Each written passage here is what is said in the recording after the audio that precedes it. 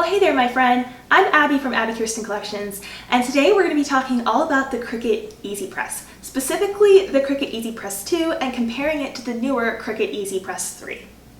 So first, if you're newer to the Cricut world, I just want to explain exactly what the EasyPress is because you may be looking for a very simple answer as you're doing your research. So the Cricut EasyPress is basically an all-in-one heat press that allows you to perform projects with iron-on vinyl, also known as heat transfer vinyl, infusible ink by Cricut, as well as sublimation projects. So it's a really great tool to have in your craft room when you're looking to transfer materials with heat. So what is the biggest difference with the Cricut EasyPress 2 and the Cricut EasyPress 3? So the Cricut EasyPress 2, of course, is the older model, and the 3 is the newer model.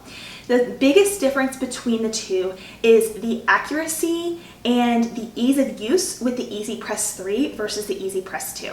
And what I mean by that is that Cricut has created their first ever Cricut Heat Press app, which allows you to hook up your EasyPress 3 via Bluetooth and use the app on your phone to set time and temperature settings.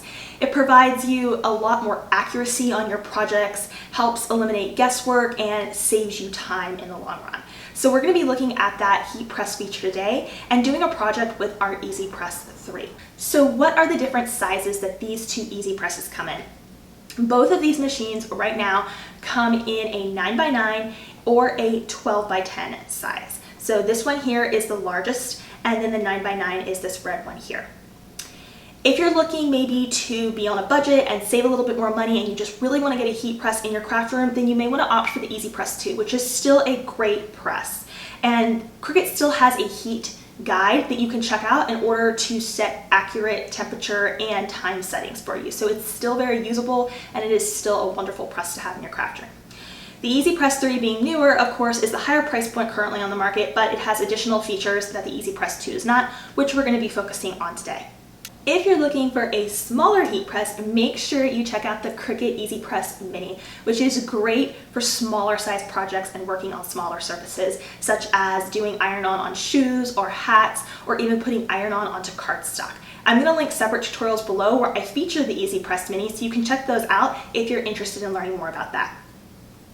Maybe you're a professional crafter, you're someone who's looking to start a small side business, or perhaps you just want the best EasyPress that Cricut offers. If that's you, then you may want to also check out the AutoPress by Cricut, which is their biggest and best EasyPress that they offer currently. I'm going to do a separate video on that later on because there's a lot more in-depth detail I want to do on that, but if you're interested in learning more about that product, I'm going to link it below for you in the video description, so make sure you check that out.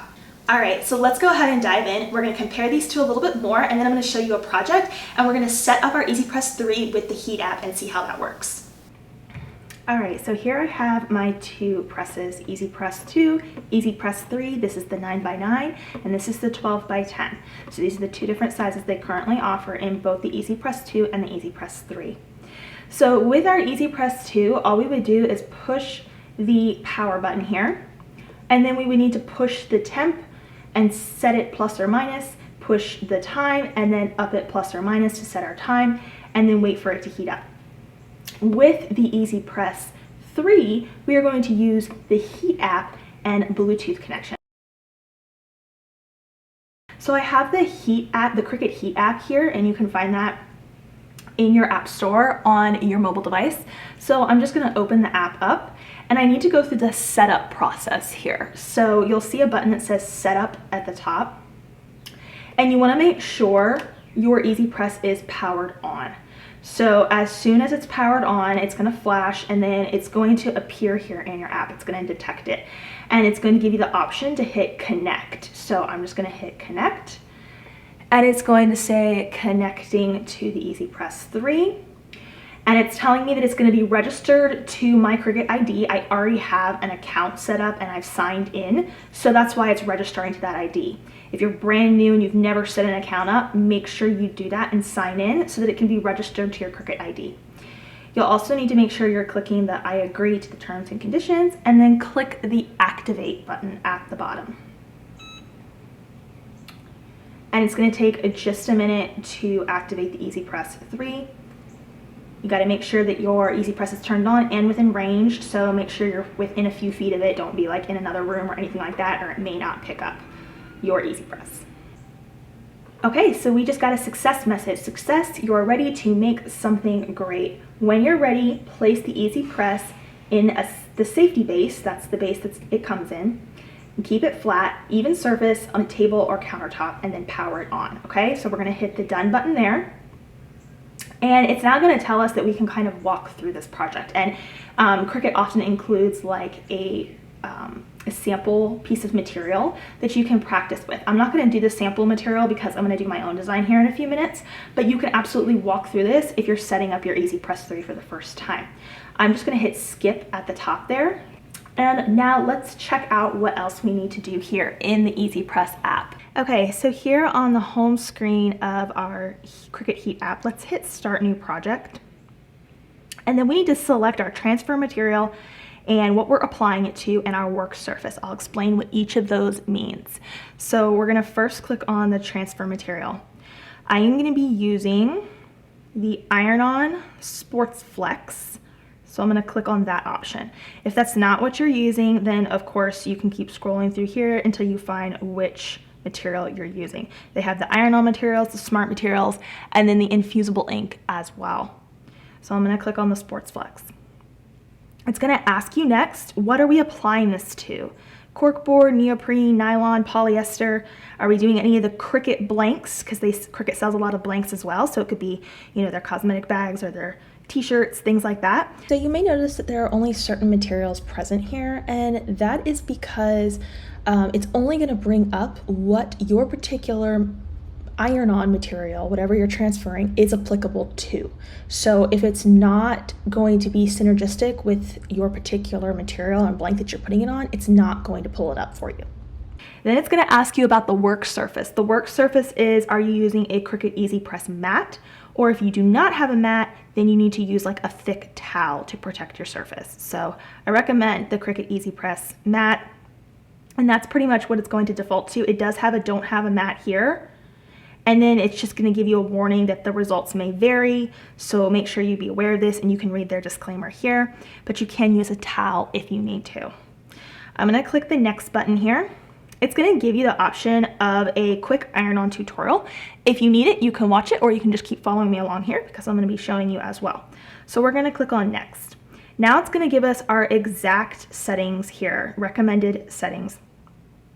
And it's telling us that we should preheat our blank for 5 seconds. So we should pre-press, and then we should press for 30 seconds, and then we should flip our shirt and press it for 15 seconds, and then peel cool. Peel cool means we need to make sure that our blank and our iron-on has completely cooled before we try and peel the liner off. I'll walk you through all of this in just a moment. For now, what I want to do is I'm going to send these settings to my EasyPress, and I'm also going to mirror the settings on my EasyPress 2. Okay, so for my EasyPress 3, I'm going to click the power on button, and it's telling me it's connected at the top. I'm just going to click send settings to EasyPress, and it's sending the settings. All right, it's also telling me here what is happening with, and I can actually see it here on my EasyPress. So your app and your EasyPress are talking to each other. Okay, so let's say you don't have the EasyPress 3, or you don't have a Cricut heat press that works with Bluetooth. So taking a look at our EasyPress 2 in comparison here, how would we know the right temperature and time to set for our machine? The best thing to do is to go to the Cricut Heat Guide that Cricut has provided on their website. So you can go to Google and just type in Cricut Heat Guide and it'll come up. I'll also link it below for you. But when you're there, you'll be able to select the machine that you're using. So they have the EasyPress, the EasyPress Mini, the Cricut Mug Press, and the Auto Press available to select. We're using an EasyPress, so we're gonna leave it on EasyPress. And then when you scroll down, you'll see the options to select the heat transfer type of material and then the base material. So this is very similar to the things we selected in the Cricut Heat app.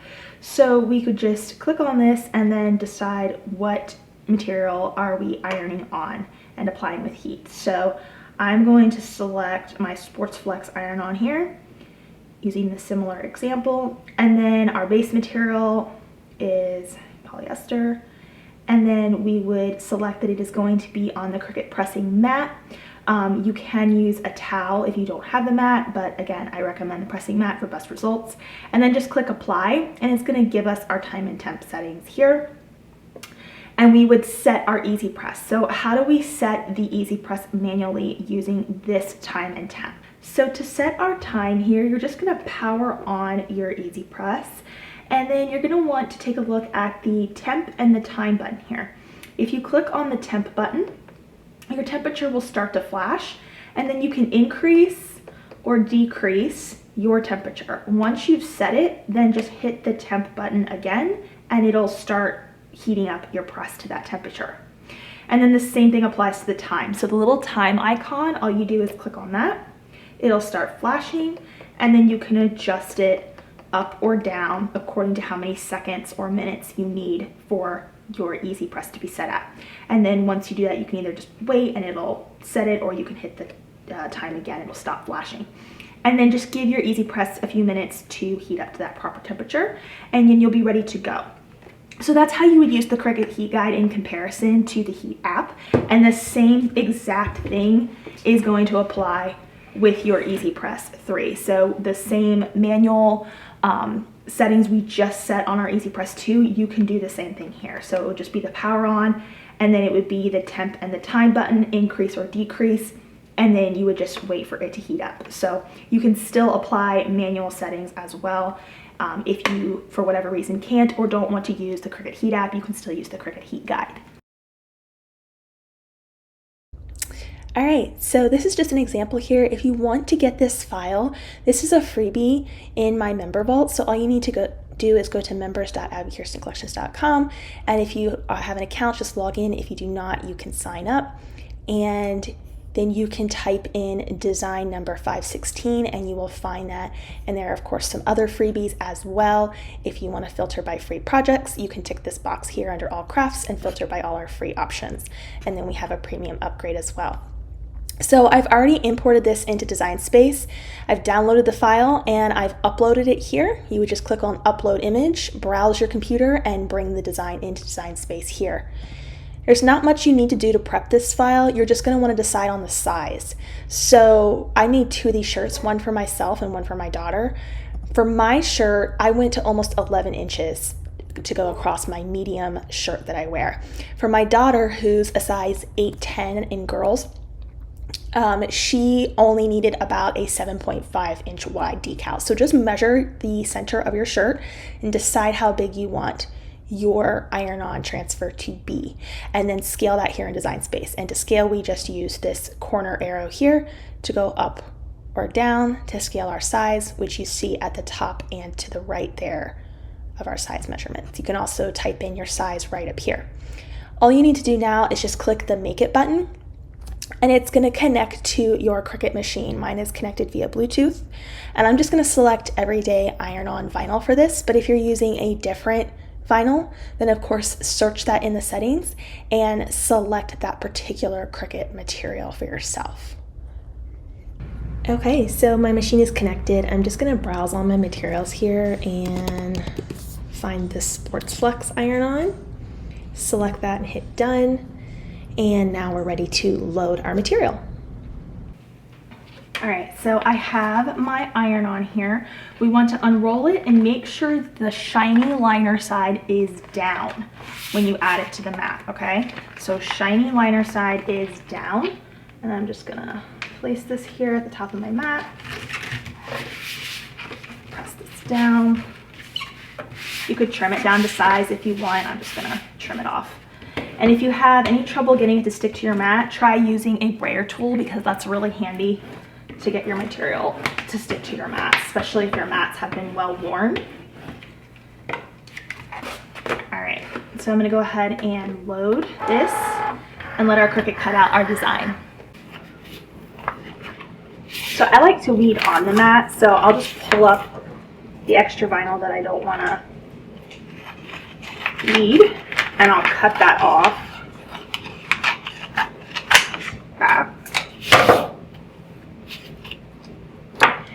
And I'm just going to take my weeding tool and go ahead and start this side actually. get this design weeded.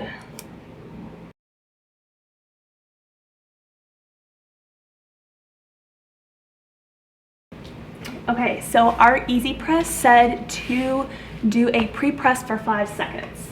So I'm featuring the EasyPress 3 here, and as you can see, it has 5 seconds set on there. I'm going to hit the play button, and it's going to count down from 5 to 0, and now we can lift it. And then take notice here that it switched to 30 seconds, so now it's ready for the next step in this process, and that is pressing our decal. It's also a good idea to make sure your shirt is lint free, and I should have said that beforehand, but I'm just gonna roll my lint roller over my shirt here to make sure it's lint free. Okay, and then one other trick I like to do is I like to fold a crease down the center to help me eyeball where this design needs to be centered. So what I'll do is I'll just fold this shirt in half and do a quick touch with the heat press to kind of give it a bit of a crease. And this is optional if you have another way of centering your designs, or you want to use like one of those online guides where it's like one of the plastic shirt guides that helps you, then by all means go for it. This is just a very quick, efficient, inexpensive way to get your crease down the center and help you get things. So I've got that folded right there at the center, and I'm just going to do a quick press to create a bit of a crease and then open that up. It's a little hard to see on camera probably, but I can see the line right down the center. This is a dark shirt, so it's a little hard to see, but I can see the line, and it's going to help me get this centered. Okay, so let's go ahead and take our design. So another thing you can do is if you want to fold the design in half where you think the halfway mark is, which can be challenging for some designs, you can sort of use that crease and the crease you created. For this particular design, I probably wouldn't get too hung up on that. I would just pay more attention to the center of my shirt here. And I like mine about 1 to 2 inches down from the V right here on the shirt. So that's just what I do. Again, I kind of just like to eyeball these things and teach myself how to do that and teach myself the accuracy, but you can use those shirt guides as well. Okay, so I feel like that looks pretty centered from my perspective. It may not look centered from the camera view, but it looks centered from my perspective. All right, so my EasyPress 3 is ready to go. All I have to do is hit the play button. It's set on 305 for 30 seconds. I have the largest size here, so I can simply set this down and hit the play, and it's gonna count down for me. So super effortless. I'm not worrying about resetting the temperature and time a bunch of times. I like the new efficiency of the EasyPress 3 a lot. It definitely saves some time and guesswork for sure. So we're gonna let this count down. And remember, it said we need to do a cool peel. So cool peel means we need to let our material completely cool down before we peel off our liner. Okay, so before you remove the liner here, this is still warm, it says you want to flip, we're looking at the heat press app here, you want to flip the design and you want to press it for 15 seconds on the other side. This just helps the design adhere to your blank that much more. So I'm gonna just flip this down, and we'll press for 15 seconds from this side. And on our app here, we can see it counting down. So everything is, like the EasyPress is talking to my app at the same time. So I really do like that functionality, and it gives you just a lot of visual help. Okay, so we're gonna lift this off. And now it's giving me my last step here, which is to peel cool. So it's telling me that everything, once it's cool to the touch, then we can go ahead and peel that liner off. It's also giving you some care instructions here. You should allow 24 hours for the application to set before trying to wash anything. I highly recommend washing this in cold water, tumble, dry, inside out, or even hang it dry will extend the life a lot of your shirt. So I usually wash cold and then I just hang mine dry. I go very slowly and start peeling this liner back. If for whatever reason it's not sticking, then you will definitely want to lay the liner back down and press for another 15 seconds, let it cool, and then try again. I am not having any issues with mine, so I'm just going to go nice and slow and peel this back.